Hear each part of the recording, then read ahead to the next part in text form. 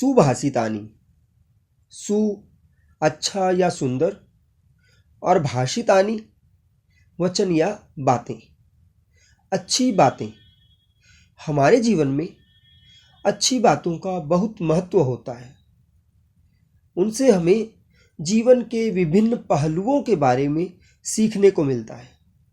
प्रस्तुत पाठ में संस्कृत साहित्य के विभिन्न ग्रंथों से कुछ सुभाषितों को संग्रहित किया गया है, जो हमारे उज्जवल जीवन की ओर अग्रसर करने वाले हैं। जयतु संस्कृतम। स्वागत है आपका अपने YouTube चैनल श्रेयांश संस्कृत पर। और आज हम 10वीं कक्षा की संस्कृत की पाठ्यपुस्तक शेमुषी भाग 2 से सुभाषितानि नामक पाठ के बारे में बातचीत करेंगे। देखिए पहला श्लोक। आलस्यम ही मनुष्याणाम श्रीरस्थो महान रिपु, नास्ति उद्यम समो बंधु, कृत्वा यम नावसीदति। मनुष्याणाम श्रीरस्थो आलस्यम ही महान रिपु।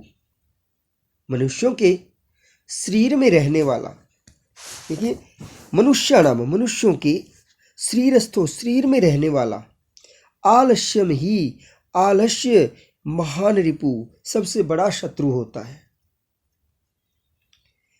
उद्यम शमो, उद्यम होता है परिश्रम, शम समान, नास्ति बंधु कोई बंधु नहीं है, कोई मित्र नहीं है, यम कृत्वा जिसको करने के बाद नावसीदति किसी भी प्रकार का दुख नहीं होता, किसी भी प्रकार का पश्चाताप नहीं होता।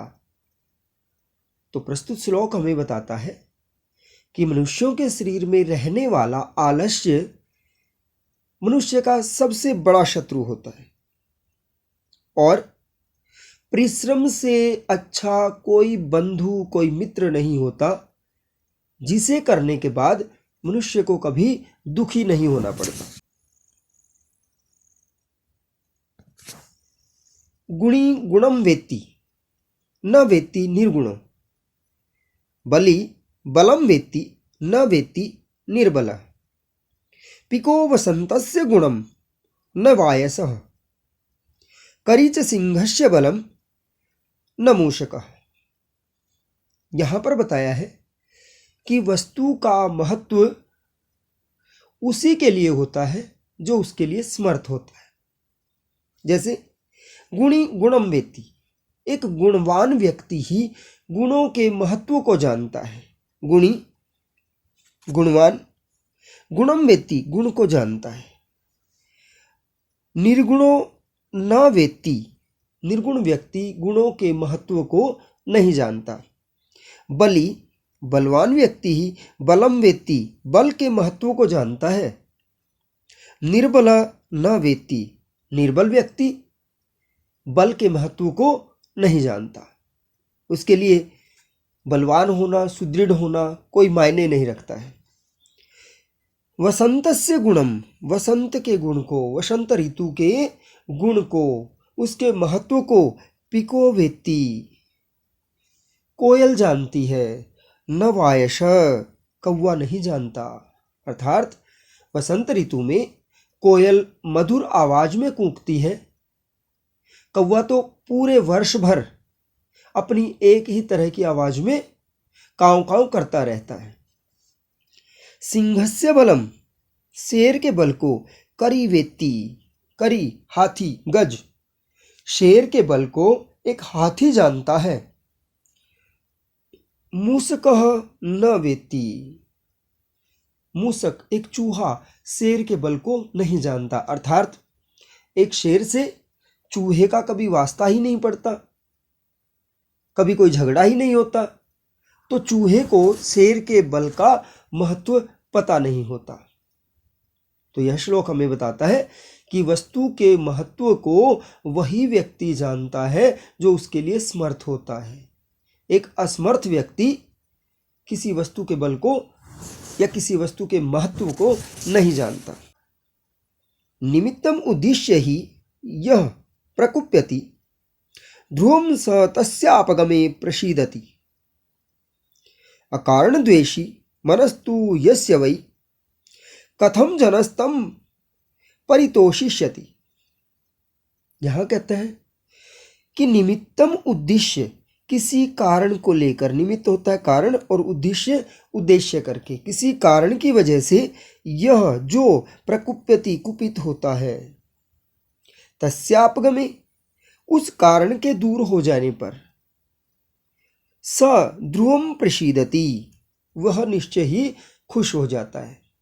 अर्थात कोई व्यक्ति जब किसी कारण से किसी से नाराज होता है, कुपित होता है, गुस्सा होता है, तो वह उस कारण के दूर हो जाने पर खुश हो जाता है। परंतु अकारण द्वेषी, बिना किसी कारण के द्वेष रखने वाला, यानी कि कोई कारण भी नहीं है लेकिन फिर भी किसी के मन में हमारे प्रति गुस्सा भरा है, यह यश जिसके वही कथम किस तरह से जनः तम जन उस व्यक्ति को परितोषिष्यति खुश किया जा सकता है। अर्थात उस व्यक्ति को किसी भी तरह से खुश नहीं किया जा सकता बिना किसी कारण के, जिसके मन में हमारे लिए द्वेष, गुस्सा और जलन भरी हुई है, उस व्यक्ति को हम किसी भी तरह से खुश नहीं कर सकते हैं। उदीरितो अर्थः पशुना अपि गृह्यते हयाश्च नागाश्च वहन्ति बोधिता अनुक्तम अपि उहति पंडितो जनः परेंगित ज्ञान फला ही बुद्धया। यह श्लोक हमें बताता है कि जो व्यक्ति संकेत मात्र से ही दूसरों की बातों को समझ सकता है, वही व्यक्ति विद्वान होता है। देखिए, उदीरितो अर्थ, बताया गया अर्थ, यानी कि समझाई हुई बात तो पशुनामपि गृह्यते, पशुनापि गृह्यते, पशुओं के द्वारा भी समझ ली जाती है। अर्थात बार बार टोकने पर तो पशु भी किसी बात को समझ जाते हैं।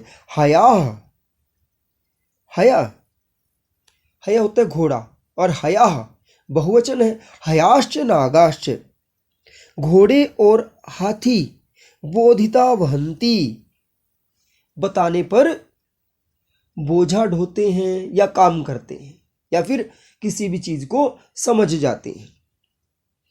अनुक्तम अपि ऊहति, जो बिना बताए ही समझ जाता है, स पंडितोचन, वह विद्वान व्यक्ति होता है, क्योंकि बुद्धय, बुद्धि परेंगित ज्ञान फला ही, दूसरों के संकेत मात्र को समझने का ही नाम है।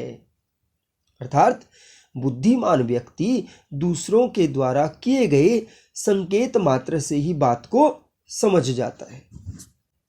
क्रोधो ही शत्रु प्रथमो नराणाम देह स्थितो देह विनाशनाय यथा स्थितः काष्ठगतो ही वह्नि स एव वह्नि दहते शरीरम। नराणाम प्रथमो शत्रु क्रोध, नराणाम लोगों का प्रथमो शत्रु सबसे पहला शत्रु है कौन? क्रोध, क्रोध।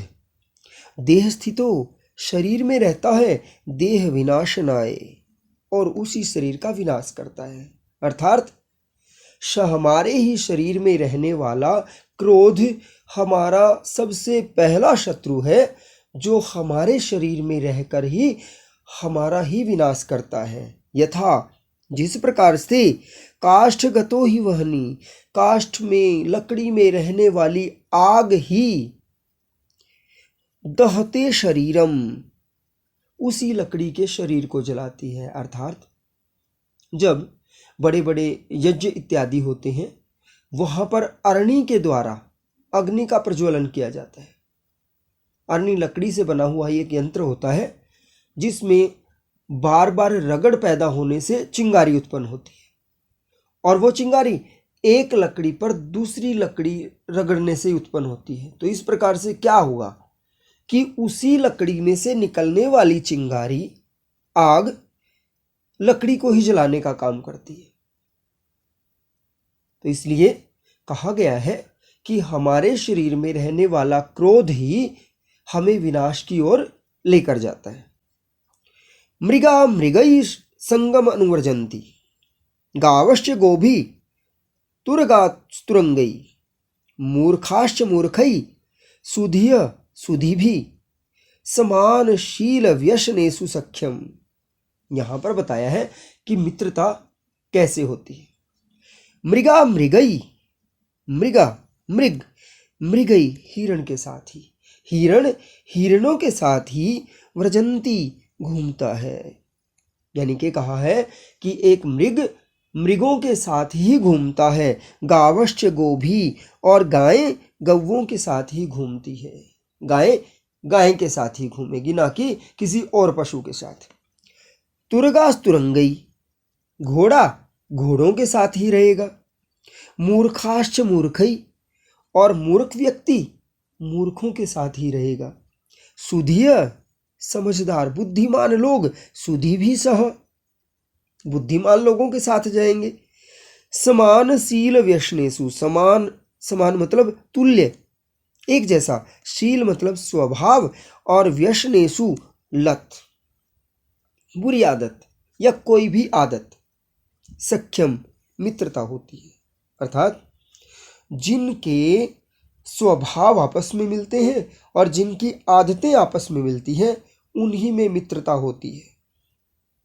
अब ऐसा नहीं हो सकता कि दो ऐसे लोग हैं जिनका स्वभाव और आदतें बिल्कुल नहीं मिलती और उनके बीच में मित्रता हो जाए।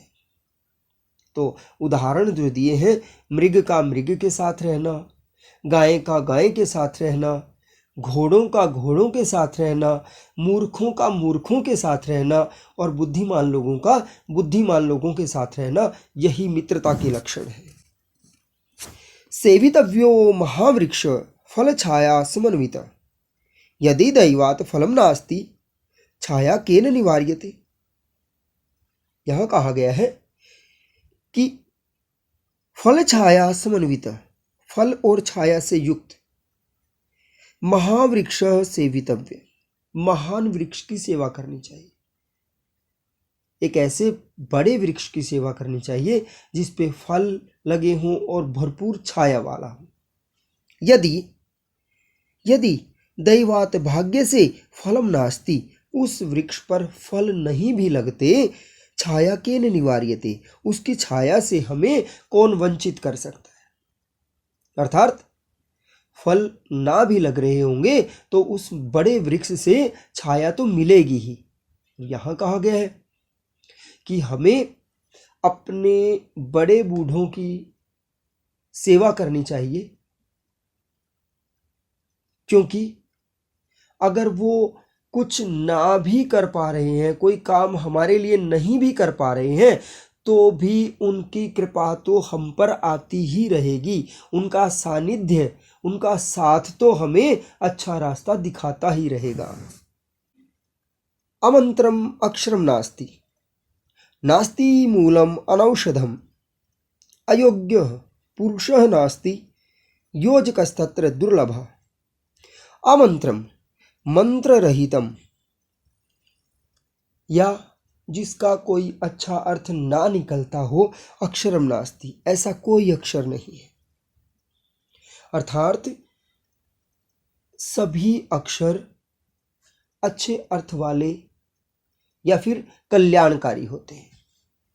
मूलम अनौषधम नास्ति, मूलम कोई भी जड़, किसी भी वृक्ष की या पौधे की जड़, अनौषधम नास्ति ऐसी नहीं है जिसमें कोई औषधीय गुण ना हो। अर्थात सभी जड़ों में औषधीय गुण होते हैं, किसी में ज़्यादा तो किसी में कम। अयोग्य पुरुष नास्ति, पुरुष कोई भी पुरुष अयोग्य नास्ति, अयोग्य नहीं होता है। अर्थात सब में कोई ना कोई योग्यता तो अवश्य होती है। जैसे एक बंद घड़ी भी 2 बार 24 घंटे में 2 बार सही समय बताएगी, निरर्थक तो वो भी नहीं है। तो फिर एक पुरुष, एक व्यक्ति कैसे अयोग्य हो सकता है, उसमें भी कोई ना कोई तो गुण मिलेगा ही। फिर कहता है योजकस्तत्र दुर्लभ है, लेकिन उन चीज़ों को देखने वाले लोग दुर्लभ होते हैं, उन चीज़ों को ग्रहण करने वाले, उन चीज़ों से जोड़ने वाले जो लोग होते हैं वो दुर्लभ होते हैं। संपत्तौ च विपत्तौ च महताम एक रूपता, उदये स्वीता रक्तो रक्ताश्च अस्त समय तथा। संपत्तौ च संपत्ति आने पर यानी कि उन्नति के समय, विपत्तौ च और मुसीबतों के समय, महताम एक रूपता महान लोग एक जैसे रहते हैं। अर्थात चाहे भरपूर संपत्तियां किसी के पास आ जाएं या फिर वह बिल्कुल विपत्तियों में अपना जीवन गुजार रहा है, महान लोग दोनों परिस्थितियों में एक जैसे ही होते हैं, उनके स्वभाव में कोई फर्क नहीं आता। जैसे उदये सविता रक्तो, उदये उदय समय यानी कि उदय होते हुए, निकलते हुए, सविता सूर्य देव रक्तो रक्त वर्ण के होते हैं, लाल रंग के होते हैं। जैसे सुबह सूर्योदय के समय सूर्य लाल रंग के होते हैं, अस्त समय रक्ताश्च तथा, अस्त होने के समय भी उसी तरह के लाल रंग के होते हैं। अर्थात सूर्य के उदय होने में यानी कि उन्नति के समय और अस्त होना विपत्ति का समय, दोनों समय सूर्य का रंग लाल ही होता है, उनके लाल रंग में कोई फर्क नहीं आता है। विचित्रे खलु संसारे नास्ति किंचिद निरर्थकम अश्वश्चेद धावने वीरः भारस्य वहने खरः। कहते हैं अस्मिन् विचित्रे संसारे इस विचित्र संसार में किंचिद निरर्थकम नास्ति, कोई भी वस्तु निरर्थक नहीं है।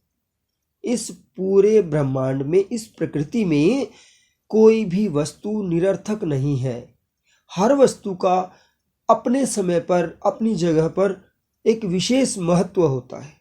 जैसे धावने अश्वश्चेद वीरः, अश्वः चेत धावने वीरः, अगर घोड़ा दौड़ने में अच्छा है तो भार वहने खरः, तो बोझा ढोने में या भार को ढोने में गधा अच्छा होता है। अब हम गधे को और घोड़े को एक साथ देखकर ये कहें कि घोड़ा अच्छा है और गधा अच्छा नहीं है, लेकिन ऐसा नहीं है। घोड़ा दौड़ने में अच्छा हो सकता है, लेकिन अगर उस पर भार लाद दिया जाए तो अपनी योग्यता नहीं सिद्ध कर पाएगा, जबकि भार को ढोने में एक गधा अच्छा होता है, वो दौड़ने में अपनी योग्यता सिद्ध नहीं कर सकता। तो इस प्रकार से हम देखते हैं कि संसार की प्रत्येक वस्तु अपना एक विशेष महत्व रखती है और एक उचित समय और उचित स्थान उनके लिए उनका महत्व दिखाता है। यहाँ पर 10 सुभाषित हैं, 10 श्लोक दिए हैं, जिनमें एक से बढ़कर एक है और हमारे जीवन के लिए हमें विशेष तरह का ज्ञान दे रहे हैं।